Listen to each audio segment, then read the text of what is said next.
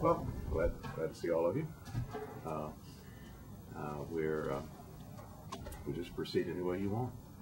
Mr. Price, we know that, and we understand in the past that you've been reluctant to push for impeachment for a number of reasons, and we're hoping that perhaps some of the events of the last 5 or 6 weeks, where the overreaching of the executive branch has just gotten so, I would call it disgusting.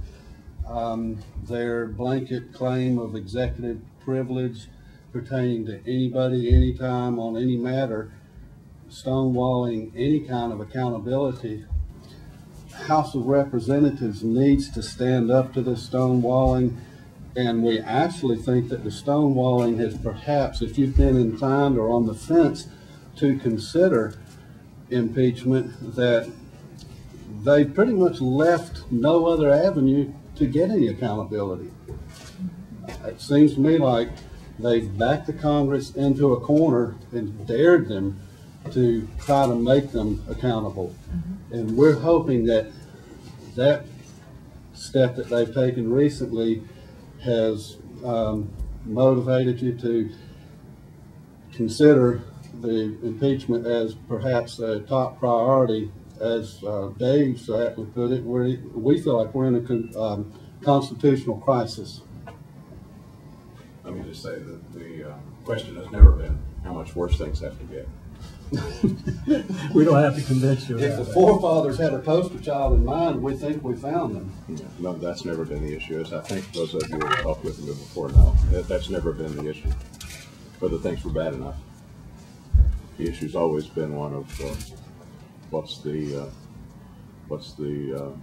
best way to it's a tactical question of what's the best way to change things, and what are possibly counterproductive ways to try to change things. That's the issue, not whether things are bad enough. People in the community want someone to take action in holding accountable our government leaders in the executive branch and legislative branch, because Bush has not been able to get away with what he's gotten away with without members of Congress signing on and allowing him, giving him a blank check in a lot of ways to do what he has done. And that is exercise a gross abuse of his power. People are hurting. And Congressman Price, I mean, you said it, the issue has never been how bad it has to get. But for the people at the bottom, that's always the issue. That's always the issue. Well, excuse me now, what is the issue? The issue is how many more lives, poor and middle income families' children have to die in this senseless war. How many more people have to suffer lack of services because we are absorbing an astronomical share of our government, our congressional budget to pay for this war, let alone the aftermath of it. We have yet to know what the ticket is going to be when it's all said and done, what the cost is going to be when it's all said and done. It's the people at the bottom who can't get adequate social services, who can't get appropriate daycare, funding coming down the pipe because money is either frozen, stalled in bills, or being absorbed to pay for the war. So it's always, for the people at the bottom, you have to, it's always an issue of how bad, how much worse does it have to get. Well, I should clarify, of course things can always get worse.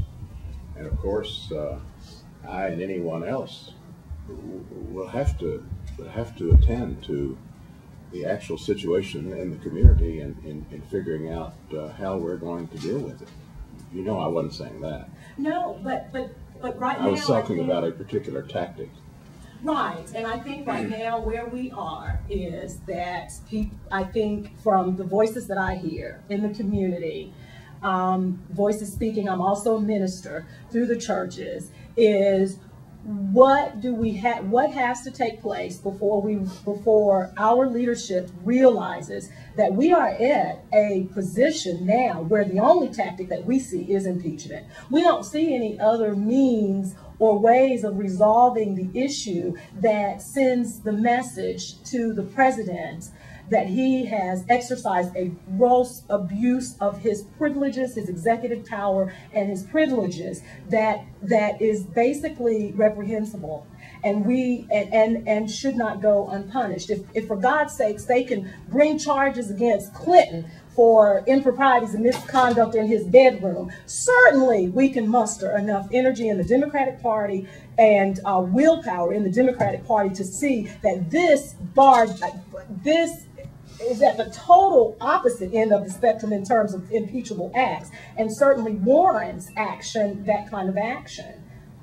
So in terms of tactic, this is where we are. I mean, it's a non-negotiable situation, because the crisis has brought us to this point.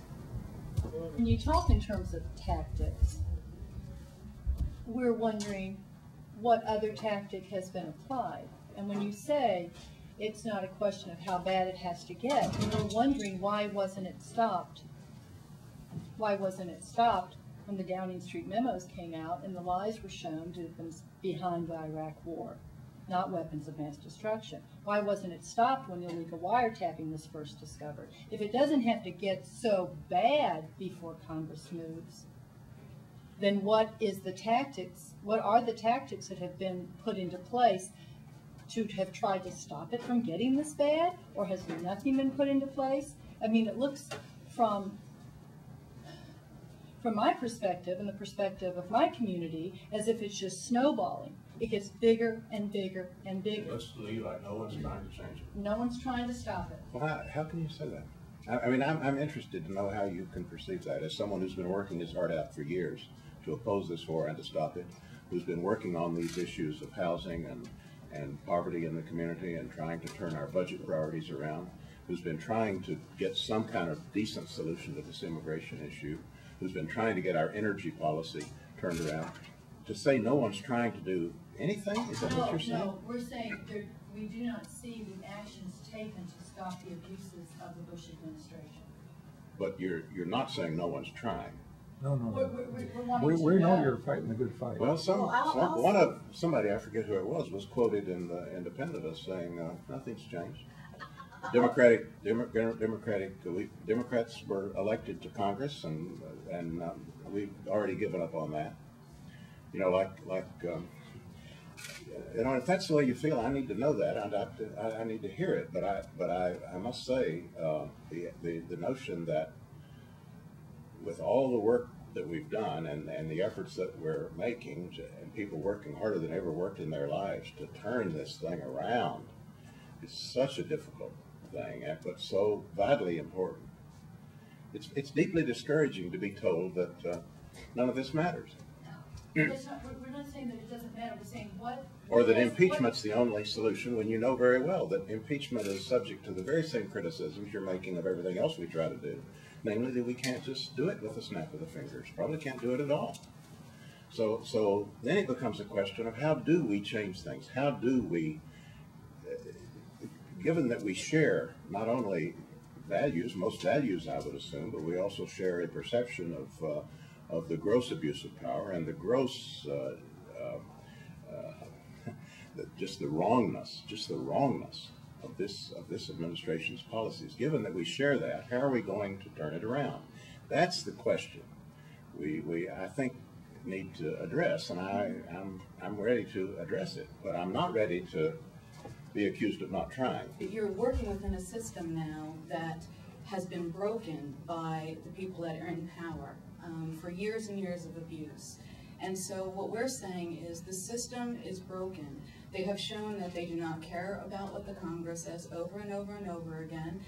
I mean, everything that you and the Democrats work towards and try and put forward, he's threatened to veto. They have now broken the system to the point where nothing can be accomplished that you are working towards, because they're going to continue to be obstructionists.